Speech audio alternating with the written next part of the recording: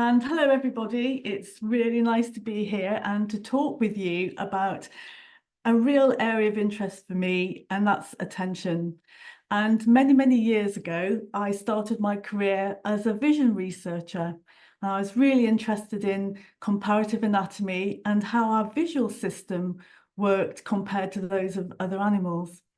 And the reason I got interested in attention and dementia and aging was because about 25 years ago, a paper came out and it said that in Alzheimer's disease, attention is completely normal and visual processing is completely normal. And I just couldn't believe that somehow, knowing how interconnected the brain was. So I changed my PhD to start looking at vision and attention in dementia, and we found some really significant differences. But that's for later, I'll come back to that. But what I'd really like to do today is discuss attention, what attention is and what it does for us. Now, no doubt you can see the bright red ring in this first slide of mine, and that's really what we call popping out. That's probably really capturing your attention. And what I'd like to do first of all, before I tell you about attention, is to see what you know about attention, to look at the general public, if you like, knowledge of attention. And Kim and Alex are running a very quick survey, and it would be great if you would just complete these questions via the survey, please. So I'd like to know, how confident are you that you know what attention is? How confident would you be at describing attention to someone else? And how confident are you that you would notice a change in your attention? So I'll just give you a little while to complete that, if you would, because it's of relevance to what I'm going to talk about, because our awareness of attention is really important clinically and for our everyday life. You're very, very welcome to post questions throughout the talk, and I can answer questions at the end, but I can also answer questions as we're going through if you just let Alex and Kim know via the webinar chat.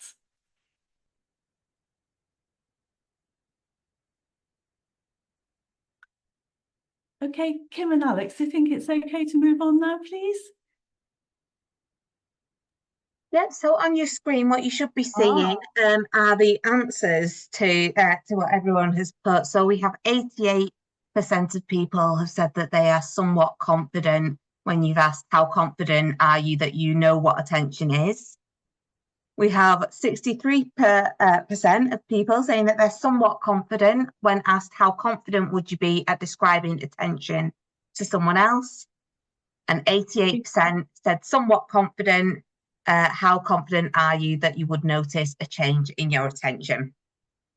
Thank you. So can I have the next slide, please? Thank you so much for doing that. And the reason I ask those questions is because typically it's really difficult for us to define attention. Even as a scientist, there are lots of different definitions of attention.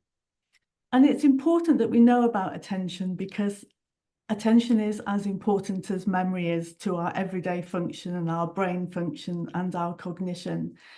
And it's important because for some forms of cognitive impairment and for some forms of dementia, memory changes aren't the first sign and symptoms. For some dementias, it's attention, it's changes in attention. And what we found is that although people can go to their GP and explain that they've noticed a change in their memory, people don't tend to go to their GP and say, I've noticed a change in my attention. You might get a feeling that something's changed, but actually it's really difficult to describe attention. And one of my aims is to increase public knowledge and the knowledge of people in clinics, especially memory clinics, about attention and how important it is to take that into consideration when we're diagnosing dementia and cognitive changes, and also how we provide care and support for people living with cognitive changes and dementia. Because if we don't take into account that attention might have changed, we might not be giving the right kind of intervention and support that we should be doing. So attention, here's a typical scientific viewpoint of it. Our brain is fantastic. It can process a lot of information, but it has its limits, and it has what we call limited processing resources. When you think about all the information, the sound, what we can see, what we can smell and taste in our environment at any given time, you can see how complex that information is. And the brain, instead of being able to process it all together, tends to chunk it. It tends to break it into little bits to process. And attention is what brings all that information together again. I'll talk a little bit more about that in a moment. And because we can't process everything at once, our brain focuses our attention, so our processing resources, on what it perceives to be the most important thing in our environment at the moment. So, for example, I am bound to be your most important thing at the moment because I'm talking with you, so your attention will probably be focused on me. And that's a choice. We can think, right, I want to focus on this because I'm interested in it, I want to know about it. But also, while you're sat there listening to me, if there were a sudden noise or somebody knocked on your door, or if your phone went off, your attention would automatically move away from me. It would shift from me to whatever's changed in your environment. So you'd look at your phone, or you'd think, oh gosh, who's that coming through the door? And that is something that's very ancient, a very ancient part of our brain. And it used to warn us of danger. And in fact, it still does. You know, sometimes you find that if there's a very large noise, a very loud noise, you've moved out of the way before you've even found out what caused the noise. And that's been hugely important for our survival. And that's automatically changing where our focus of attention is. And as I say, it used to warn us of danger when we were being predated by wild animals, and it would alert us to, you know, maybe a twig snapping when something was following us. And attention is hugely important for memory, cognition, and sensory processing. A little while ago, I mentioned that the brain does something that is really quite clever. It's a division of labour. And I've shown here a picture of a rainbow. And when our brain processes our visual information in the environment, it doesn't do it all at once. Different aspects of the brain will look at colour, will look at shape, will look at the edges, look at contrast. And we have different parts of the visual system in our brain, the visual areas of our brain, that separate out all the information that's hitting our eye, and it processes it, and then attention is used to bring all that information together to help us perceive that stimulus. So we look at that picture, we know it's a rainbow, we can see all the different colours, we can see that it stands out from its background, and we perceive it as a rainbow. And so as part of that processing, our memory comes in to tell us, to remind us what it is. If attention isn't working properly, it's very difficult for the brain to bring together all the bits of information that it's processed separately, and we can stop being able to see things and to perceive things properly. In terms of memory, if you're not attending to something, it's very difficult for that information to enter your memory and for you to remember it short term or long term. So, for example, whilst I'm talking, if somebody else distracts your attention or you do something else, you might not be attending to me, and thus you won't be able to remember what I've said. To some extent, our brain is, again, absolutely incredible because we can do several things at once. And sometimes, if what we're doing isn't too difficult, we can split our attention, we can split our processing resources across many things. So, for example, many people who drive don't even think about it. It's so automatic. We don't realise that we're using some of our processing resources to drive, and we can talk to our passenger, we can listen to music and all sorts of things while we're driving. And that's because some things we do in our lives are really automatic and we do them so regularly, we don't have to pay much attention to them. And cognition is the same kind of thing. We have something called executive function, which allows us to put lots of information together with our memory and the tasks that we need to do. And that helps us function in everyday life. Can I have the next slide, please?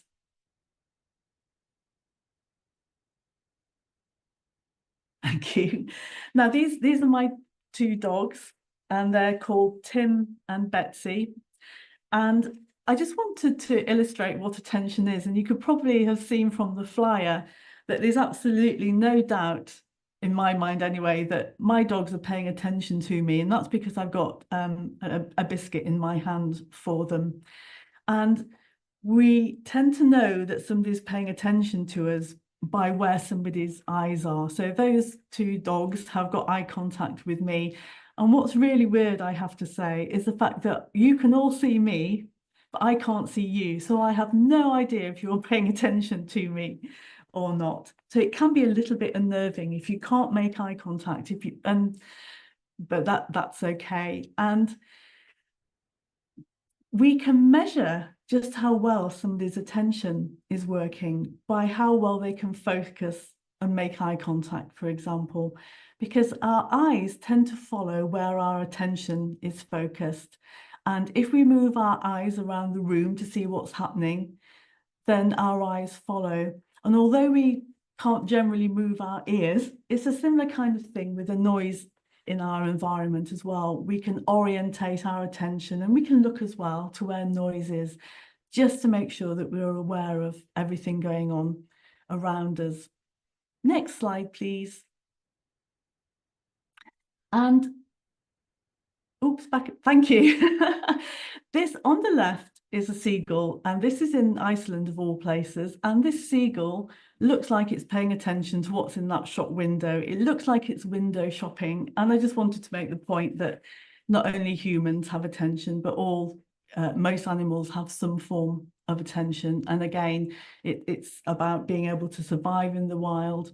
And it's also about being able to be noticing things like ripe fruit, which are nutritionally much better than not ripe fruit. So birds especially have developed this fantastic attention system that makes red things pop out. So if you've got a berry on the tree, if it's unripe, it's green and you can't really see it very well, and you really have to focus your attention and shift your attention to find it. If it's a ripe berry, it will be bright red, and that's massively in contrast with the green of the shrub around it. And so the bird attention is automatically captured by that red fruit, and the bird can go directly to it and get the best nutritional food it can. And that's a little bit like the red circle I put on my first slide. It's really difficult to ignore that. It is what we call it pops out. You don't have to search for it, it's there. And the next one is my husband Andy, and although it's a sideways glance, again, he's paying attention to me. Next slide, please. This is an example of Andy not paying attention, and his eyes aren't looking at me. And also a couple of horses who aren't paying me the slightest bit of attention.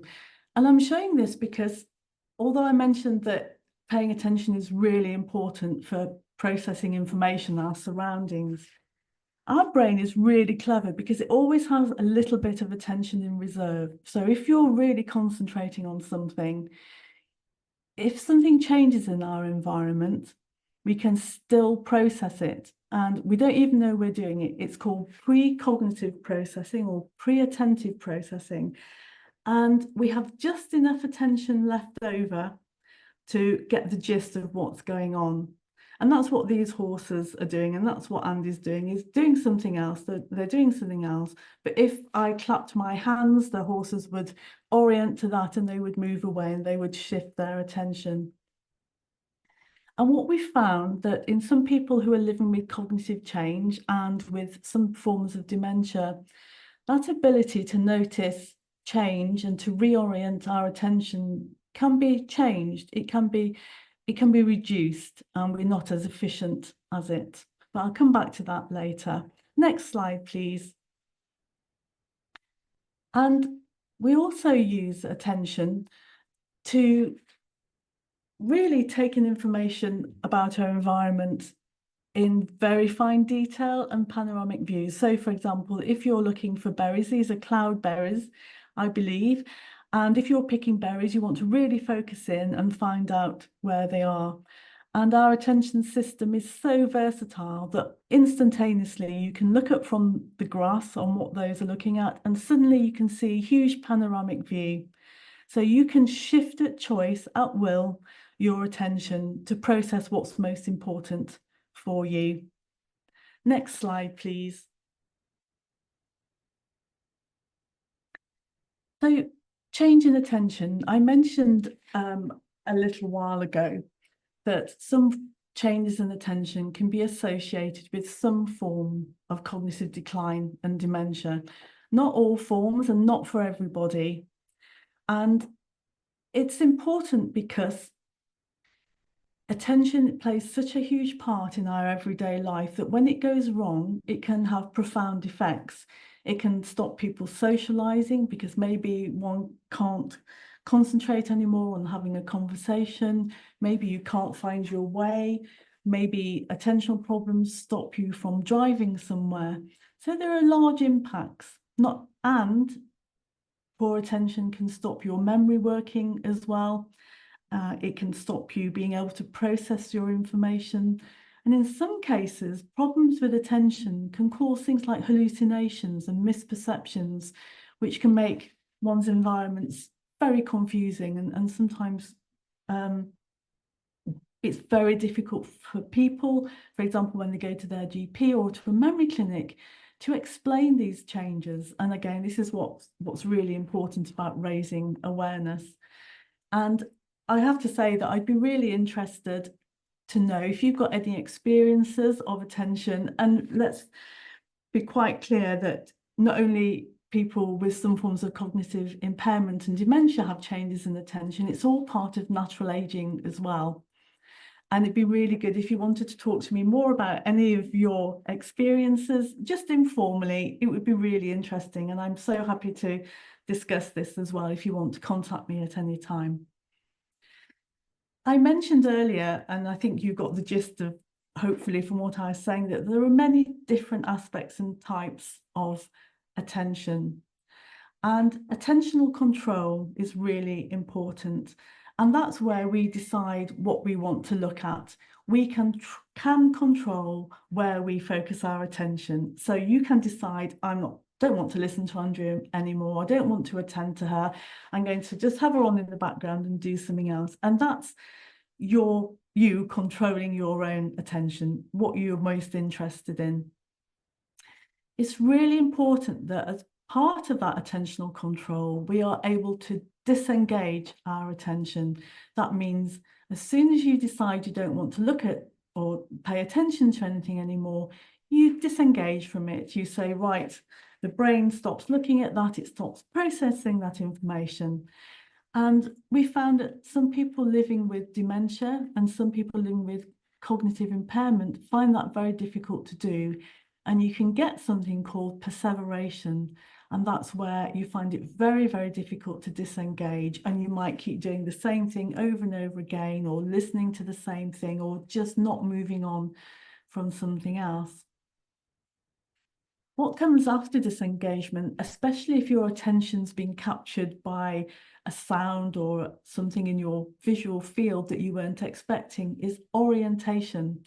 And that's when you orient or you move your attention to a new place, usually a location. For example, if your phone's going off, you will search for your phone and you will attend to that.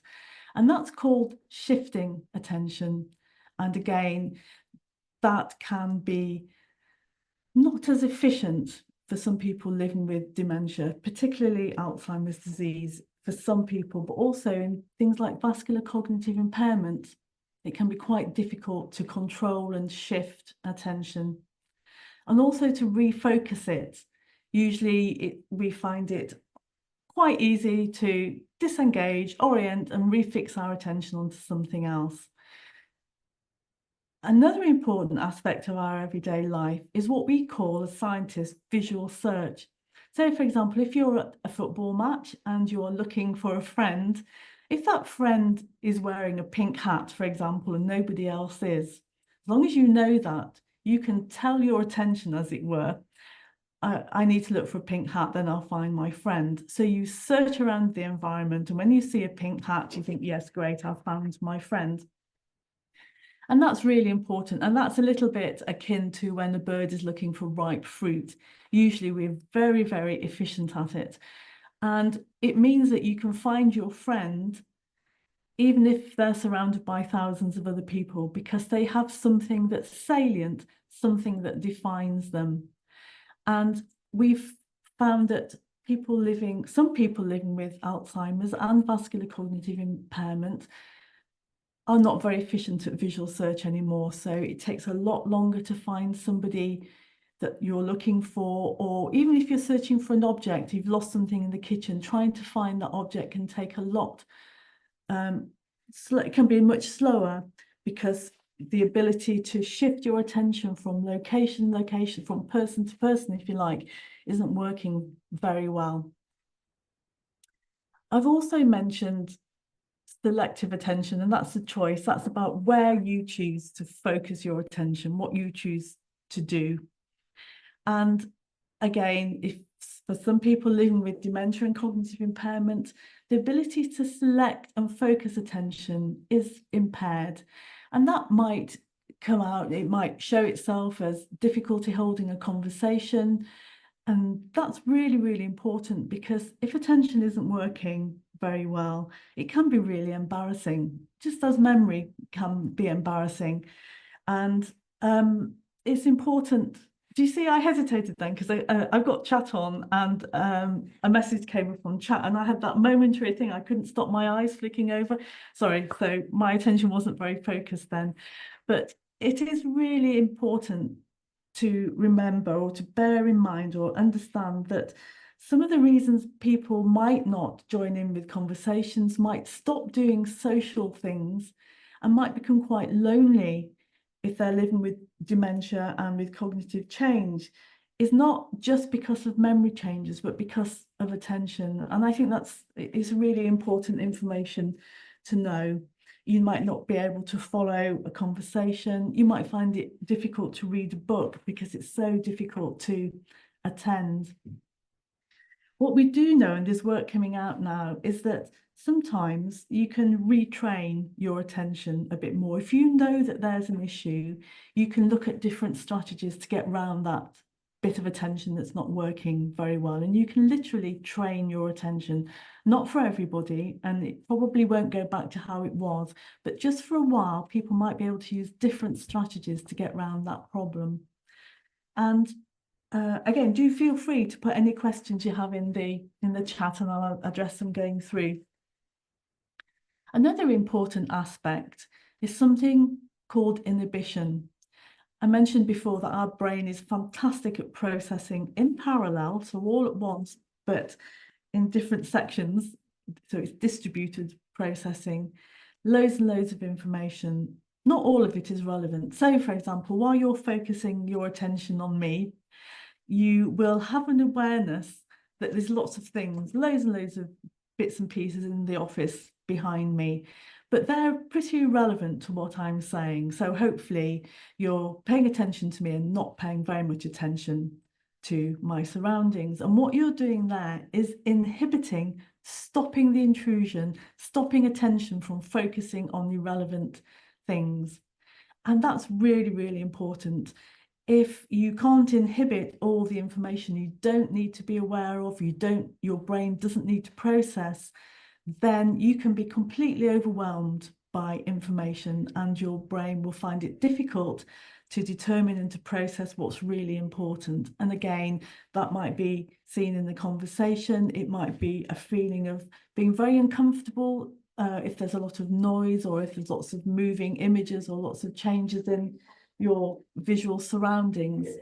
And that's really, really important. Inhibition, the ability to stop yourself or your brain from processing too much information is really, really important. I mentioned earlier about how ancient our attention system is. And we can do something called automatic change detection. And this is it's a reflex, basically. We can't control it. No matter how hard we try, you just cannot control it. And it happens in milliseconds. It's incredibly rapid as a process. So if there was a really loud noise, your automatic change detection system in your brain would immediately orient, it would immediately think, hang on, there's something that's potentially dangerous or important going on here. What is it? And your eyes would probably flick to the location of that sound, and your brain in literally milliseconds would be processing what that information was, and you can't stop it. It's really, really difficult to stop. And that's the kind of thing that would have alerted us to a predator who was chasing us or a change in our environment. And it's also really important for things like driving.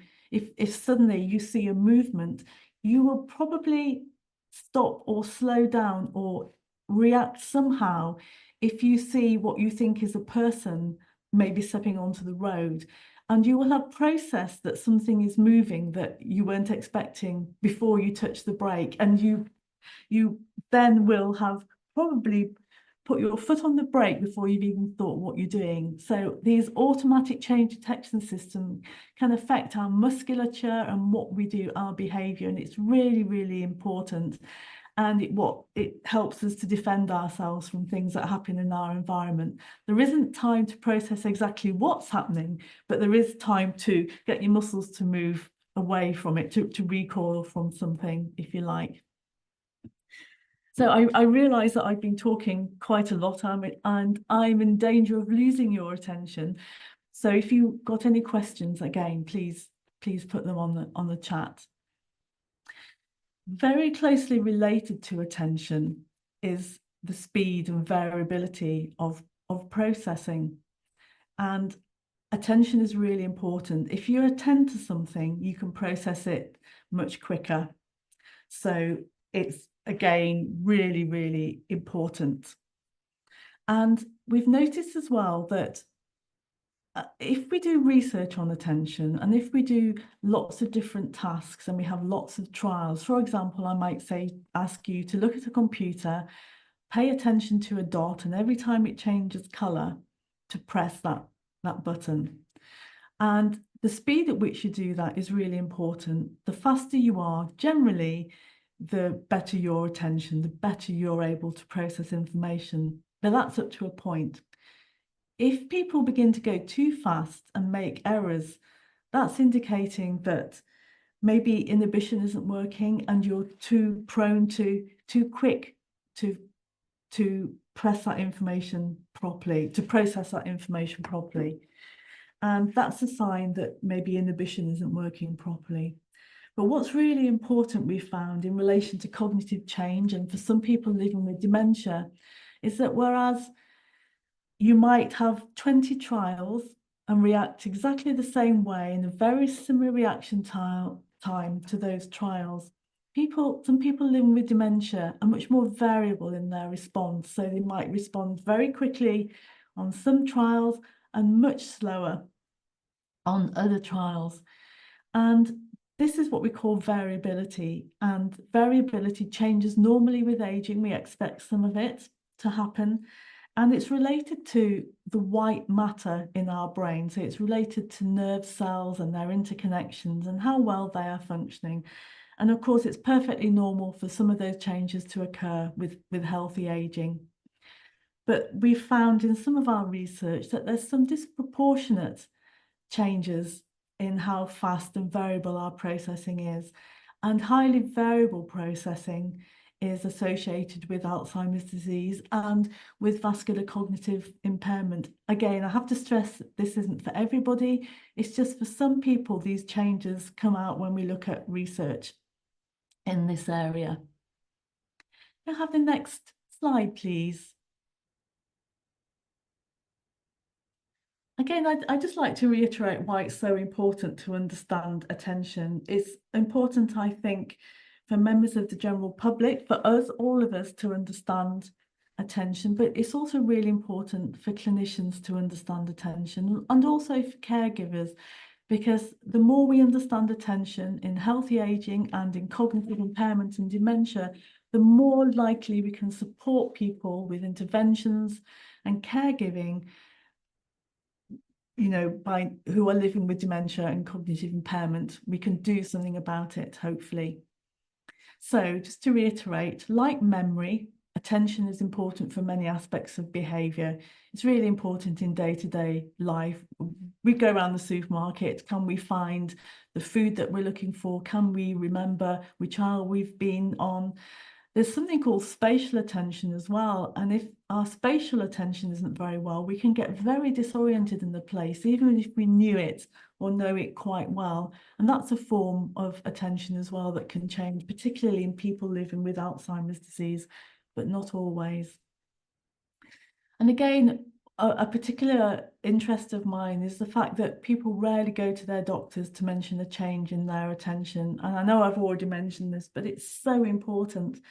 And that's really one of the reasons why I just wanted to get your point of view, really, about how confident you feel about attention, about what it is, for example, and how you might describe it.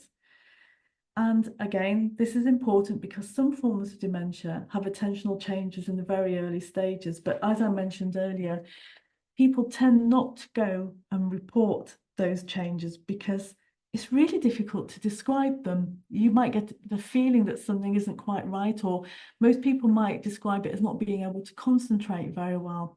But actually, it's really important to find out what part of attention isn't working very well. And as we've already seen, there can be many, many different aspects of attention, and not all of them might be dysfunctional. So if we can pinpoint what type of attention isn't working very well for a person, we can understand signs and symptoms better, and we can have more chance of doing something about it. And support and intervention and care is really, really important in terms of supporting people to live with dementia better. And there's some evidence to show that for some forms of dementia, changes in attention and how variable processing is can be an early sign of dementia, but not for everybody. Again, there's just some people seem to have changes in attention, sometimes in addition to memory and sometimes before memory changes occur as well. So it's really important that we're aware that at least these changes can occur. Can I have the next slide, please? So we looked at the results of the survey, and I think it's fair to say that most of us, and I include myself at this, find it really difficult to be able to understand what attention really is and how to describe it. And work undertaken by Emma Richards and myself and many colleagues here at CADA found that although many people understand the gist of what attention is, they find it very difficult to describe. And we did a study a while ago, and a qualitative study where we asked people what their thoughts of attention were. And people said it was a feeling of concentration, and some people likened it to when they were in the services, for example, being told to stand to attention. And we must have spoken to about 30 people, and we got a different answer literally from each person we spoke to. And that really says that we could do with some public information about attention. And it was the same with some clinicians as well. Many clinicians knew about some types of attention, so for example, executive function, but lots of clinicians didn't know perhaps about all these different aspects of attention, and that actually dementia and cognitive impairment can affect very specific aspects of attention only, that not the whole attentional system is affected. And because attention means different things to different people, it's why it's so difficult to describe. But we realised that if during our research we ask people very, very specific questions, then we could find out a lot about somebody's attention. So we'd ask, for example, do you find it difficult to shift your attention? Do you find it difficult to concentrate?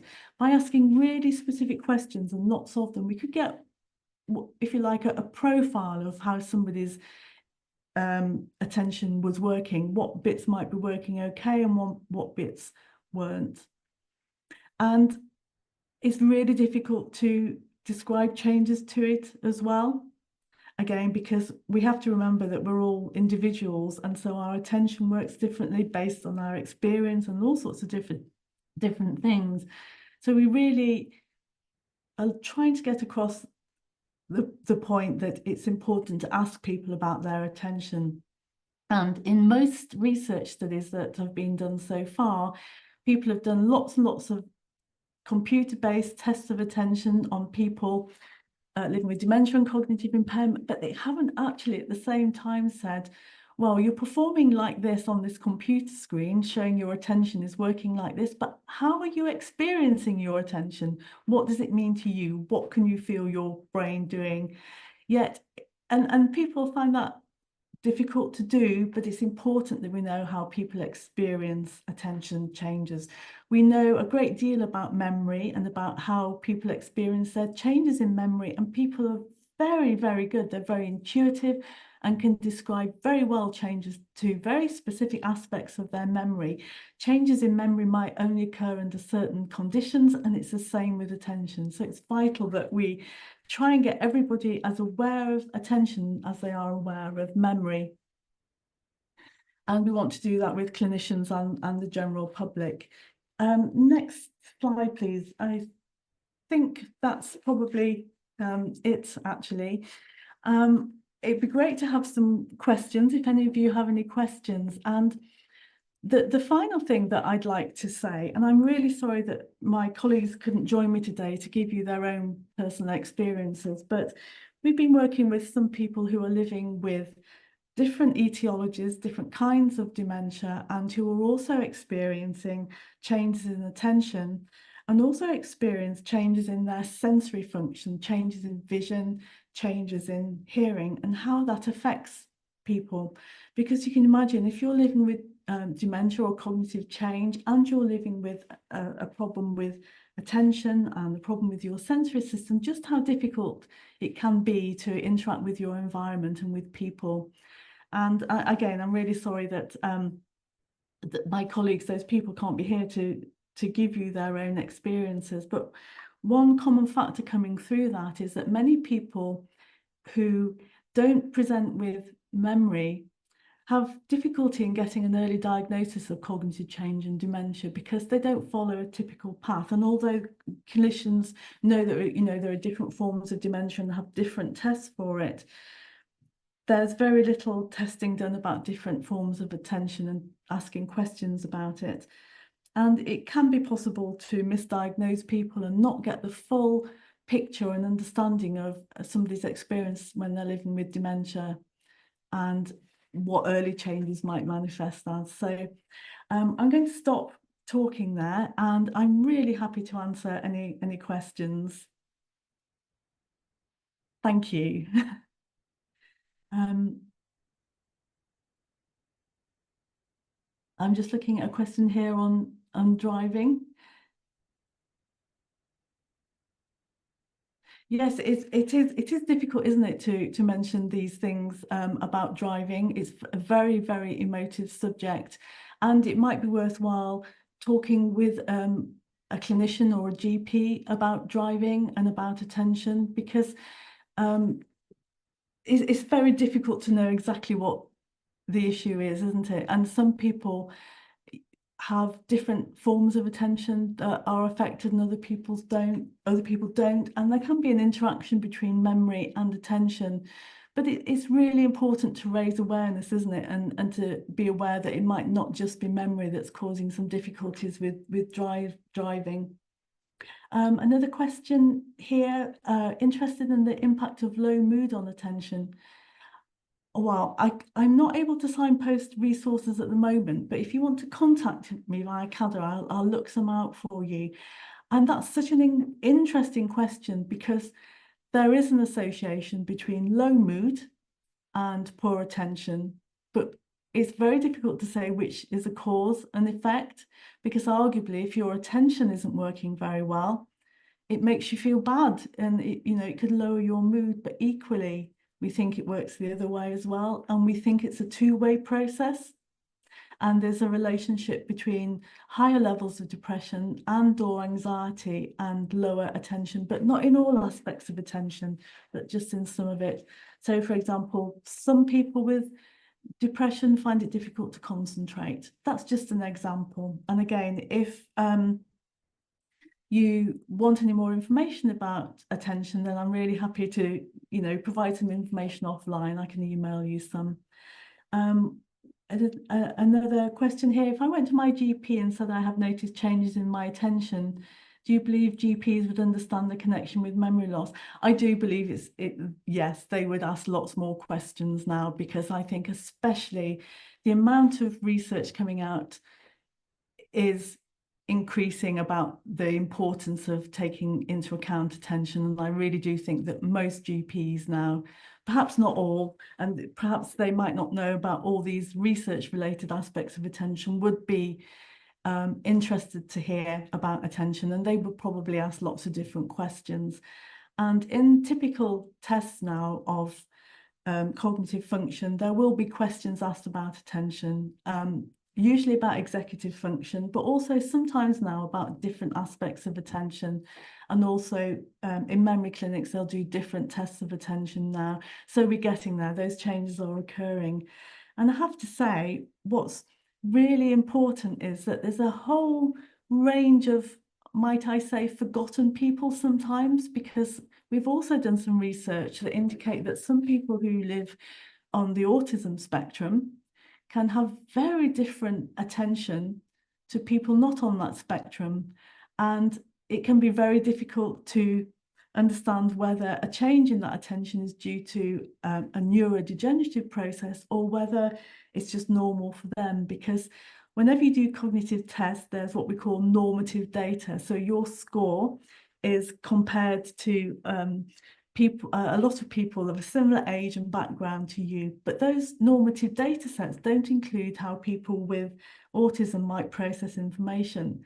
Some people with autism on the autism spectrum are what we call super processors. They can take in and process so much information at once without any other aspect of behavior changing. Other people are very prone to feelings of changes in attention. They're super aware of changes, and sometimes those changes are real and sometimes they're not. So I just wanted to highlight that, we must take into account neurodiversity and lots of other people with different ways of processing information. The same goes with sex. Male and female, biologically male and female brains can process information differently, and we have to take that into account as well. So there's lots of things to think about when we're looking at attention clinically and in terms of research. Sorry, I'm just going to scroll up a bit. Strategies could clinicians use to support individuals who are experiencing attention difficulties? I think the most important thing is to acknowledge that they're occurring and to find out under what conditions they occur. It might be just when you're doing one particular behaviour. And I'm not sure what interventions can be offered on the NHS, but there are clinical psychologists, clinical neuropsychologists who may be able to provide advice about that. And again, if you're interested in that, I can look at some research papers and see what is available for support.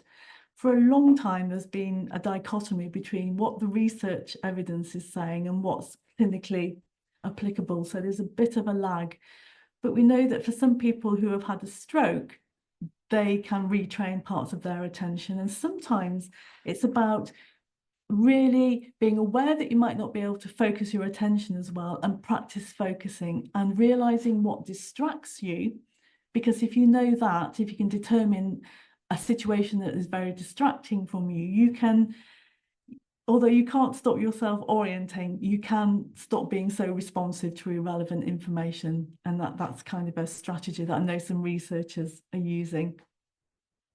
I'm just going down to, you can have attention that is operating automatically without being aware of it. You drive automatically. Yes, that's absolutely right. You can arrive somewhere and not realize how you've got there. And then you can also respond when you're driving. You've responded to danger without knowing about it. And most of the time that's fine. And that's partly what attention is for, because you're so practiced at it. You're able to do that, and your attention wanders. I mean, it can be, but it's potentially important, isn't it, if that happens? But yeah, it's a good point. How do I start the conversation? He would not speak to a GP, as once he says no, it means no. My daughter saying he is okay. Yeah, it's very difficult, isn't it? I don't really know how to answer that because I'm not a clinician or a medic. I wonder if you might want to speak to somebody in, for example, the Cognition and Dementia Hub at Swansea in the shopping centre, and maybe contact somebody like the Alzheimer's Society. Again, if you want to contact me, I'll see if I can put you in contact with somebody, but personally, because I'm not a medic, I don't feel qualified to answer that. But yes, it's a very good point, and I think quite a common occurrence. Thank you.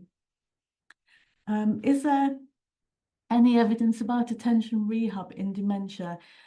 That it's not rehab per se, but I think there are ways of supporting it, like attention training, where you become not quite so distractible.